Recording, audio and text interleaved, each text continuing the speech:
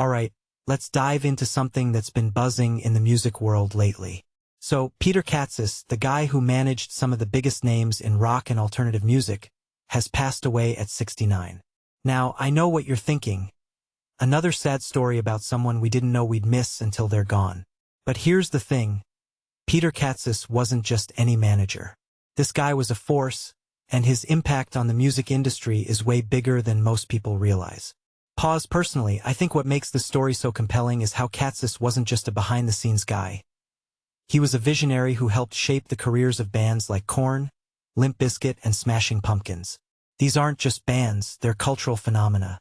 And Katsis was the guy whispering in their ears, helping them navigate the chaos of fame and creativity.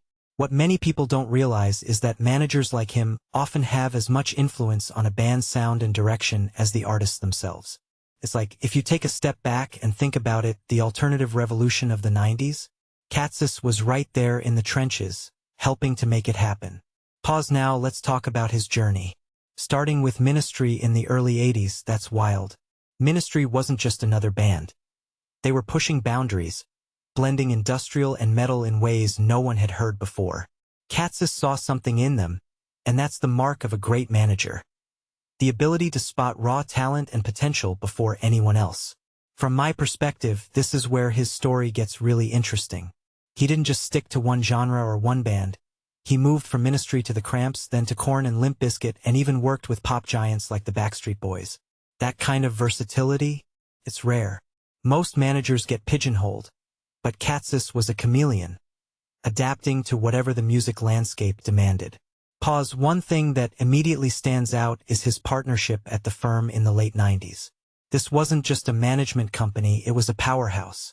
Korn, Limp Bizkit, Audioslave, 30 Seconds to Mars. These bands defined an era, and Katsis was at the center of it all, helping them navigate the industry's highs and lows. What this really suggests is that he wasn't just a manager, he was a strategist, a mentor, and sometimes, I'm sure, a therapist. Managing egos like Fred Durst or Billy Corgan. That's a job I wouldn't wish on my worst enemy. Speaking of Billy Corgan, his tribute to Katsis is heartbreaking. He called him Chicago royalty, and that's no exaggeration. Katsis was from Chicago, and he carried that city's grit and hustle with him everywhere he went. In my opinion, this is what makes his legacy so powerful.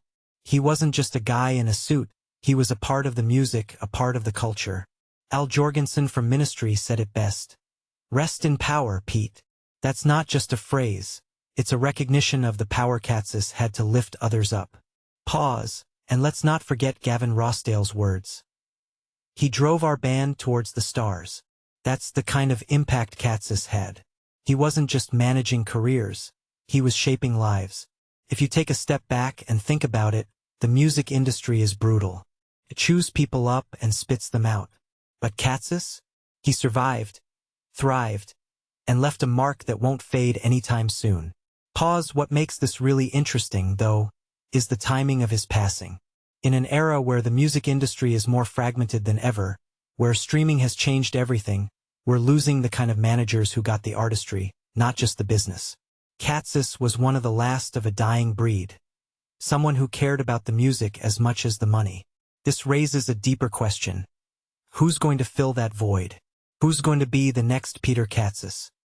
Personally, I think his story is a reminder of how much the unsung heroes of the music industry matter. Artists get the glory, but it's the managers, the producers, the people behind the scenes who often make the magic happen. Katsis wasn't just a manager. He was a catalyst for some of the most iconic music of the last 40 years. And that, my friends, is why his passing feels like the end of an era. So, here's my closing thought. Next time you're jamming to Freak on a Leash or 1979, take a second to think about the guy who helped make those songs possible. Peter Katsis may be gone, but his legacy? That's immortal. Rest in power, Pete. And thanks for the music.